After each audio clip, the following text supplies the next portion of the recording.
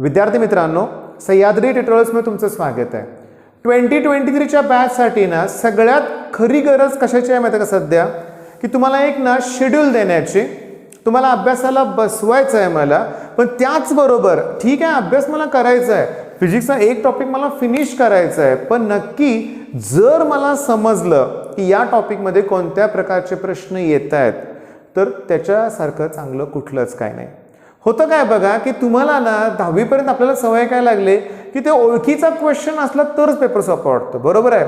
आणि आपल्या माहितीसाठी मला तुम्हाला काय सांगायचं आहे की PYQs, प्रिव्हियस इयर क्वेश्चन्स. आता याचा सोर्स कुठला आहे तर टार्गेटचं एक बुक आहे माझ्याकडं, यात सगळे PYQs दिलेत, बोर्ड क्वेश्चन, MCQs दिलेत, थेरी क्वेश्चन्स दिलेत, न्यूमेरिकल्स दिलेत. पण मी तुम्हाला सांगतोय तुम्हाला आता करंट इलेक्ट्रिसिटी टॉपिक फिनिश करायचा आहे. तर पहिली गोष्ट तुम्ही करणार किर्चॉफ्स लॉ, म्हणजे किर्चॉफ्स करंट लॉ आणि किर्चॉफ्स व्होल्टेज लॉ. काय करणार याच्यात स्टेटमेंट, ओके, साइन कन्व्हेन्शन्स. म्हणजे करंट लॉ मध्ये जंक्शन असतं, जंक्शनकडे येणारा करंट आहे ना तो पॉझिटिव्ह घ्यायचा आहे, जंक्शन पासून जाणारा करंट निगेटिव्ह. मग व्होल्टेज लॉला पण तसे साइन कन्व्हेन्शन्स आहेत, बरोबर आहे, हे तुम्हाला सांगता आले पाहिजेत. ओके, इंजिनिअरिंगला सुद्धा DC सर्किट नावाचा एक टॉपिक असतो, त्यात हेच दोन लॉ 5 मार्काला विचारले जातात, लक्षात घ्या. ओके, म्हणजे पहिल्यांदा हे करणार, ह्याच्यावर न्यूमेरिकल पण आहे आणि याच्यावरती थेरी क्वेश्चन तर आहेतच.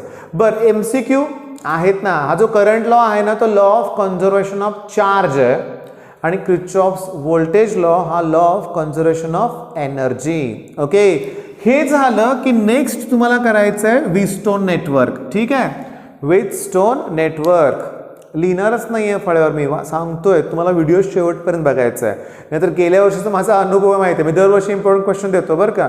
तुम्हाला व्हिडिओ बघायचा नसतो, एक स्क्रीनशॉट. मी एका स्टुडंटचा फोन घेतला, त्यात माझे एवढे फोटो दिसले ना मला, मी म्हटलं तू माझे एवढे फोटो, सर म्हणला ते तसं नाही आहे, स्क्रीनशॉट आहेत फक्त. बाळांनो नुसते स्क्रीनशॉट काढू नका, हातानं लिहा. तुमच्या वहीत हे नोट्स तुमच्या हँड रिटन पाहिजेत की IMP क्वेश्चन्स आहेत, हे नेहमी तुम्हाला बघायचं आहे परत परत. बरं, व्हीटस्टोन नेटवर्क वरती काय येणार, न्यूमेरिकल्स. ओके, व्हीटस्टोन नेटवर्क वरती न्यूमेरिकल. थेरी क्वेश्चन आतापर्यंत जास्त वेळा नाहीच आला, पण न्यूमेरिकल आलाय. व्हीटस्टोन नेटवर्क नंतर तिसरा क्वेश्चन आहे तो मीटर ब्रिज. पुन्हा ती एक मेथड एक्सप्लेन करा असा प्रश्न असतो किंवा न्यूमेरिकल.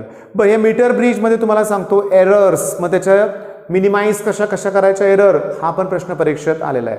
बरं, मीटर ब्रिज MCQ काय येणार, ही नल डिफ्लेक्शन मेथड आहे. ओके, त्याच्यानंतर केल्विन्स मेथड, केल्विन्स मेथड हा प्रश्न तुम्हाला करायचा आहे. त्याच्यानंतर तुम्हाला करायचं आहे की पोटॅन्शिओमीटर, आणि त्याच्या 3 ॲप्लिकेशन्स आहेत. पोटॅन्शिओमीटरचं प्रिन्सिपल करायचं आहे. काय प्रिन्सिपल, की EMF हा लेंथला डायरेक्टली प्रपोर्शनल असतो. म्हणजे इलेक्ट्रोमोटिव्ह किंवा जो काही EMF असेल between any 2 points is directly proportional to length of wire between these 2 points. ठीक आहे, त्याचं 3 ॲप्लिकेशन आहेत. कम्पेअर सेल, ओके, ती सम अँड डिफरन्स एक मेथड आहे, एक डायरेक्ट मेथड आहे, आणि तिसरं ॲप्लिकेशन आहे to find internal resistance of cell. मग हे पोटॅन्शिओमीटरचा ॲडव्हान्टेज आहे ना. मग तुम्हाला लगेच काय करायचं आहे माहिती आहे का, 6वा प्रश्न करायचा आहे. पोटॅन्शिओमीटर आणि व्होल्ट मीटर मधला डिफरन्स हा गेल्या वर्षी परीक्षेत आलेला होता, बोर्डचा पेपर काढून बघा, 2 मार्काला. पोटॅन्शिओमीटर आणि व्होल्ट मीटर मधला डिफरन्स पाहिजे ना, पुस्तकात आहे का चेक करा. नाही दिला, ॲमीटर आणि व्होल्ट मीटरचा डिफरन्स दिलाय, पण पोटॅन्शिओमीटर आणि व्होल्ट मीटर मध्ये मेरिट्स आणि डिमेरिट्स दिलेत ना, त्याच्या डिफरन्सचे पॉईंट तयार करा. सांगा ह्यातली ॲक्युरेसी कुणाची जास्त आहे. अजून सांगा की इंटरनल रेजिस्टन्स मोजण्यासाठी कुणाचा वापर होतो. अजून सांगा पोर्टेबल कोण आहे, इझी टू यूज कोण आहे. अरे डिस्टिंग्विश ही अशी कन्सेप्ट, असा क्वेश्चन आहे ना बाळांनो, तुम्हाला तयार करता आले पाहिजेत पॉइंट्स. ओके, मग ते कन्सेप्ट क्लिअर असतील, माहिती असेल तर पॉइंट्स क्लिअर होणार ना. आलं का लक्षात तुमच्या. बरं, पोटॅन्शिओमीटर व्होल्ट मीटर डिफरन्स आहे, तसं मग ॲमीटर व्होल्ट मीटर पण आहेच की, तो पण तुम्हाला करायचा आहे. पण सगळ्यात महत्त्वाचं तुम्हाला गॅल्व्हनोमीटरला ॲमीटरमध्ये कन्वर्ट करायचं आहे आणि गॅल्व्हनोमीटरला व्होल्ट मीटरमध्ये कन्वर्ट करता आलं पाहिजे, आणि त्याच्यावर सिम्पल बेस्ड न्यूमेरिकल्स आले पाहिजे. तर येते का लक्षात तुमच्या. सोपा टॉपिक आहे ना, आहे सोपा. सिरियसली किती वेळ तुम्हाला पाहिजे सांगा बघू. बोर्डची परीक्षा तुमची आहे आणि हा टॉपिक किती वेळात रिवाईज व्हायला पाहिजे? 15 मिनटं. तुम्ही म्हणाल काय म्हणते 15 मिनटं? हा 15च मिनटं. वर्षभरात तुम्हाला इतक्या वेळा ह्याची रिव्हिजन करायचे. मोस्टली पोटॅन्शियोमीटर, त्याचं तिसरं ॲप्लिकेशन, थोडा डेरिवेशनचा पार्ट आहे, न्यूमेरिकल्स. मी तुम्हाला सांगू का, खूप इम्पॉर्टंट आहे. तुम्ही जर कुठलाही टॉपिक फिजिक्सचा जर 15-15 मिनटात रिवाईज करायला जमलं ना तुम्हाला, तुमचे CETतलं तर 99+% फिक्स. त्याचबरोबर बोर्डला पण मार्कांची गॅरंटी आहे. ओके, त्यासाठी मी तुम्हाला सांगू का, बघा म्हणजे युद्धाच्या अगोदर युद्धाची तयारी महत्त्वाची असते, लक्षात घ्या. तुम्ही डायरेक्टली युद्धाला गेला, हां आता हेतलं काही बऱ्याच मोठ्या लोकांची मोठी वाक्य आहेत, लक्षात घ्या, मोटिवेशनल. ठीक आहे, मला तर पटकन आठवत नाही आहेत, पण मुद्दा मला सांगायचं तुम्हाला कळाला की बोर्डच्या एक्झामची तयारी त्याच वेळेस नाही करायची, आजपासून करायची, आत्तापासून करायची. चला मग आता बघूया आपण. मी MCQs मधला ना क्वेश्चन नंबर 6 तुमच्यासमोर शेअर केलाय. काय लिहिले वाचा बघू. क्रिचॉफ्स जंक्शन लॉ म्हणजेच first law is equivalent to, मग कशी सांगितलं होतं ना, law of conservation of, first law म्हणजे काय, चार्ज, आणि सेकंड लॉ म्हणजे काय, law of conservation of energy. Okay, आता मी क्वेश्चन नंबर 9चा फोटो तुमच्यासमोर शेअर केलाय बघा. पुन्हा तेच, पण गंमत सांगू का, माझ्या ऑफलाईन क्लासमध्ये जेव्हा मी हा प्रश्न विचारला, मुलांचं उत्तर चुकलं. तुम्ही व्हिडिओ पॉज करा, 9चा आन्सर सांगा मला. मी क्षणभर थांबतोय, मी असं बघा. तुम्हाला ऑप्शन बी वाटला का बघा बघू, चेक करा बघू. आणि ज्यांना ऑप्शन बी वाटला ना त्यांचं चुकलंय. काय चुकलंय, प्रश्नाकडे बघा. त्यांनी व्होल्टेज लॉ अगोदर विचारलाय आणि करंट लॉ नंतर. आता व्होल्टेज लॉ म्हणजे एनर्जी येणार ना, आणि करंट लॉ म्हणजे चार्ज, म्हणजे त्यांनी सेकंड लॉ अगोदर घेतलाय आणि फर्स्ट लॉ नंतर घेतलाय. ऑप्शन सी करेक्ट आहे पाहणं. बरं, आता हे तुम्हाला सांगू का, लक्षात घ्या, समजून घ्या की सोपे सोपे MCQ सगळे आहेत या पुस्तकात. पण मी आता ना तुम्हाला सांगतो, नीट लक्ष द्या बरं का, मी काय म्हणतोय ते बघा. ह्या MCQs मी आता फोटो शेअर करत बसत नाही आहे, पण इथला प्रश्न वाचून दाखवतो तुम्हाला बघा. Fraction of the total current passing through galvanometer is, formula विचारलाय. Okay, effective resistance of ammeter, formula. तर इफेक्टिव्ह रेजिस्टन्स म्हणजे काय सांगतो रे तुम्हाला.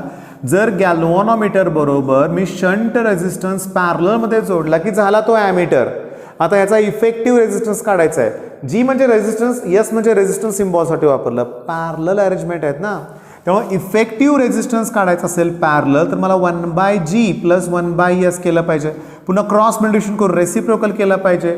म्हणजे मला मिळणार काय माहिती आहे का, S × G/S+G. रेसिप्रोकल करून, क्रॉस मल्टिप्लिकेशन करून. सिंपल फॉर्म्युला आहे ना, विचारलाय. म्हणजे MCQला तुम्ही बिलकुल घाबरू नका. आता शांतपणे बघा इथला प्रश्न करतो. चला फोटो शेअर. क्वेश्चन नंबर 5 बघा बघू. Galvanometer can be converted into voltmeter bye connecting. बघा, हा गॅल्व्हनोमीटर आहे, त्याच्याबरोबर म्हणजे हाय व्हॅल्यू रेजिस्टन्स सेरीजमध्ये जोडला की झाला व्होल्टमीटर. बघा बघू क्वेश्चन नंबर 5चा आन्सर काय, हाय रेजिस्टन्स इन सेरीज. सेरीजमध्ये जोडला तर व्होल्टमीटर, पॅरललमध्ये जोडला तर ॲमीटर. पण ॲमीटर तयार करत असताना हा जो शंट रेजिस्टन्स आहे तो लो व्हॅल्यू असतो. मग लो व्हॅल्यू जोडायचा आहे कसा, पॅरललमध्ये, झाला ॲमीटर. आणि हाय व्हॅल्यू सेरीजमध्ये झालं व्होल्टमीटर. म्हणजे व्होल्टमीटरचा रेजिस्टन्स खूप जास्त असतो ना, आणि ॲमीटरचा रेजिस्टन्स कमी असतो. झाला का नाही डिफरन्सचा पॉईंट. आणि ॲमीटरचा रेजिस्टन्स कमी असतो म्हणून ॲमीटरला सेरीजमध्ये जोडतात सर्किटमध्ये, आणि व्होल्टमीटरला पॅरलल अरेंजमेंट. त्यामुळे तुम्हाला 9th स्टँडर्डची एक डायग्राम तुम्हाला आठवत असेल बघा, मी इथं दाखवतो. 3 रेजिस्टर असे सेरीजमध्ये घेतले असतील तर इकडे तिसरा रेजिस्टर समजा, तर व्होल्टमीटर असा असतो पॅरलल आणि ॲमीटर सेरीजमध्ये असतो. कळालं का, म्हणजे डिफरन्सचे पॉईंट तुम्हाला तयार करायचे आहेत. जर आपण आता थोडंसं ना, जर आपण बघितलं ओके, तर आपल्याकडं ना थेरी क्वेश्चन्स मी तुम्हाला सांगू का, ओळीनं मगाशी जे क्वेश्चन्स दिलेत तेच दिसत आहेत, तेच आहेत. म्हणजे Kirchhoff's law for Kirchhoff's law. आता क्रिचॉफ लॉज विचारलंय, म्हणजे जंक्शन लॉ आणि लूप लॉ. लूप लॉ म्हणजेच व्होल्टेज लॉ विचारलाय. त्याच्यानंतर Wheatstone network, meter bridge, Kelvin's method, ठीक आहे. डायग्राम सुद्धा विचारलेल्या आहेत. ड्रॉ असं विचारलंय. पुन्हा पोटॅन्शिओमीटर कितीतरी वेळा, 3-4 वेळा तेच रिपीट झालंय. आता सांगू तुम्हाला मी की न्यूमेरिकल्स काय होतं बघा, जस्ट नीट लक्ष द्या. हे सगळे प्रश्न केले, छान, पण न्यूमेरिकल्स नाही केले. फिनिश.